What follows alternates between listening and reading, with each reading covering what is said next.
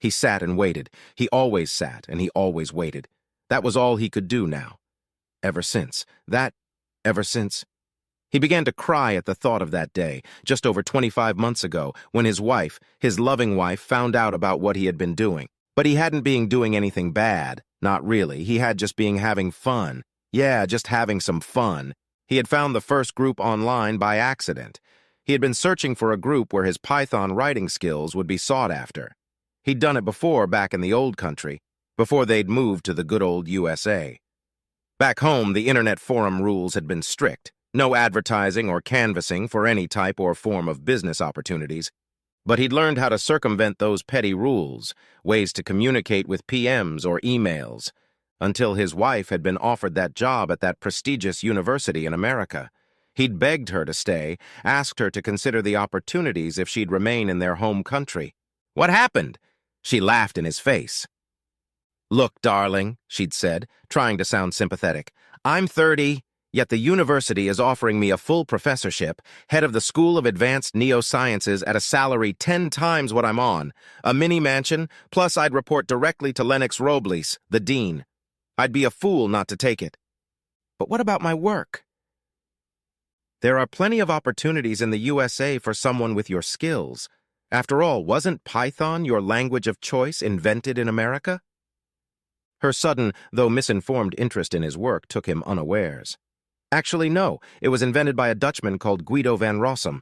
Mind you, he did work for two of the major American-based concerns, Google and Dropbox. So I can see why you'd presume it was created in America. After all, Dropbox is written in Python. He shut up when he realized her eyes had started to glaze over. And so it was she resigned from her position as senior lecturer in neosciences at the West Midlands University. And he sold his few clients on to a couple of friends, and they moved to their new life in America.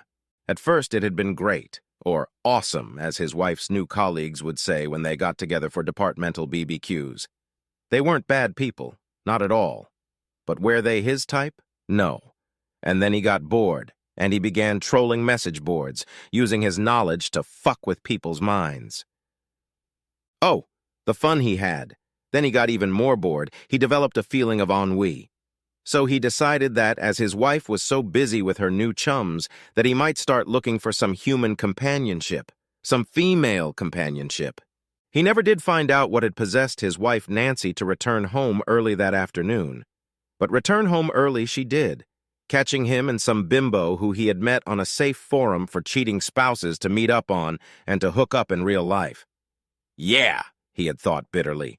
It was safe right enough, until your damn spouse comes home early and catches you flagrante delicto with a lover. After his lover had fled, Nancy had begun beating him without mercy, using an antique brass table lamp. In the Moorish style, garishly ornate and very, very heavy.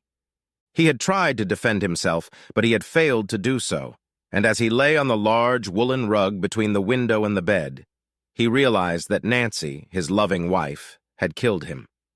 Nancy was strong. She'd taken his corpse, unseen with the bloody rug, in a wheelbarrow to her laboratory furnace. She'd exsanguinated him, then cut him up into bite-sized morsels and had burnt him, and the rug into ashes, which she had placed in the hollow base of the Moorish lamp. He cried.